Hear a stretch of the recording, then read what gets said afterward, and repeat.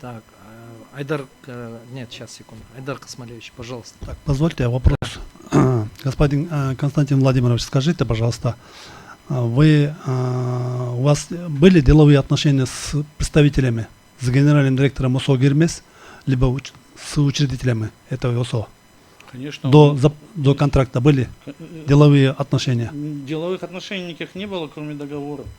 Понятно. То есть они пришли, они мне обещали, что будет как бы вот быстро, в течение 2 лет все будет готово. Ну и на данном этапе мы полностью в болоте. И еще они кучу народа прописывали на мой участок вот на этом.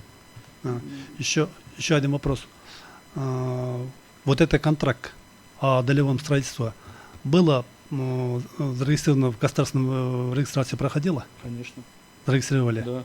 Понятно. На данный момент... Там вам разъясняли ваши обязанности, в случае чего, что вы несете ответственности по контракту там в дальнейшем? Вам разъясняли такие права? Конечно. Они должны были разъяснить? Конечно, объясняли. Теперь... Там просто по вот этому договору они сразу же, они должны были в течение 5 месяцев полностью приготовить техническую документацию, все. А прошло уже несколько лет. Все, спасибо, я понял. Теперь скажите, вот этот контракт о долевом строительстве было сопровождено с нотариальным удостоверением? Конечно. Удостоверением. Нотариус вам разъяснял ваши права и обязанности? Конечно, объяснял, да. В случае чего, какие форс-мажорные обстоятельства, какие ответственности вы несете? Да, все объяснял, мы точно по ним, как вот он объяснял, все делаем. Значит, по вашим ответам понятно, что вы до того, что как вы узнали, что на ваш участок был наложен арест, вам госорганами, либо и нотариальной конторой были разъяснены ваши права и обязанности. Вы знали, что в случае чего может быть наложен арест, какие-то гражданские процессуальные действия в связи с этим контрактом. Ну, про арест не было никаких разъяснений. Вот. У меня были права, которые я должен был предоставить участок. Но все, что я должен был, я сделал. То, что должны были сделать они, я не сделал ничего.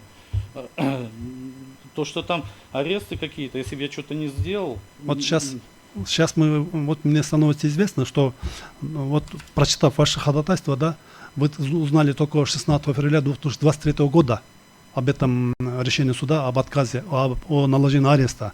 До этого у вас отношений, контактов не было с ОСО «Гермес». Значит, Почему не было? Он периодически я вызванивал, я мимо ездил, то арматуры нету, то холодно, то жарко, подожди чуть-чуть, все у нас готово, вот у нас, да, мы сделали, вот у нас короче, постоянно он завтраками кормил. Когда вот этого директора поймали и его посадили, он в ГКНБ сидел. Вот в это время я пошел и пришел и очень был удивлен, что на моем участке такое творится. Спасибо. Нет больше вопросов. Да, пожалуйста, Бахтам Туровна, ваш вопрос. Здравствуйте, у меня такой вопрос. Слышно, да? Да. Ага. Вот только что ваш представитель сказал, как я правильно поняла, да, если я правильно поняла, что после того, как вы узнали, что на ваш участок наложен арест, вы не обращались в суд. Я правильно поняла? С жалобами обращались? Конечно. Вот, и не раз. Я почему спрашиваю, в своем обращении вы пишете, что суды апелляционные и кассационные жалобы, инстанции отказали вам, да? То есть вы обращались с жалобой в апелляционную и кассационную инстанцию, правильно? Конечно. Мы... Ага. Какого рода была жалоба? О чем вы просились? Чтобы нам... Отменить меру обеспечения? Нет, просто хотя бы показать, допустить нас к ознакомлению к материалу. Я же хозяин, у меня мой участок арест наложили. Я как хозяин не смог даже посмотреть, на основании чего, и кого, и как, и сколько они там наложили. То есть у них какой-то был спорный. Мы обратились, письменно у нас есть отказ, они нам отказали. Мне сказали, что я не являюсь, как я не могу не являться стороной, что я не являюсь, поэтому ничего не получишь. Вы обратились в суд для того, чтобы вам дали доступ к материалам дела? Да, или конечно, вы обратились конечно, в суд для да. того, чтобы отменить меру обеспечения? Да. Микрофон включить. Сидя, можете сидя, кто не будет не слышать. Мы обратились с жалобой, как положено, апелляционной жалобой об отмене постановления об наложении ареста.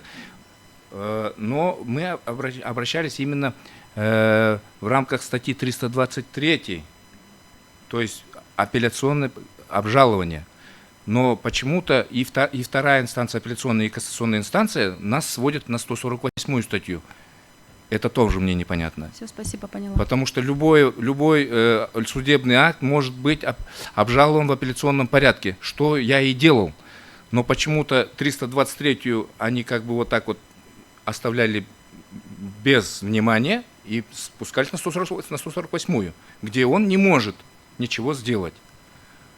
Но никаких объяснений по 323 нам не дали. Ни в первой, ни во второй инстанции, во второй и в третьей инстанциях. Есть еще вопросы? Присаживайтесь.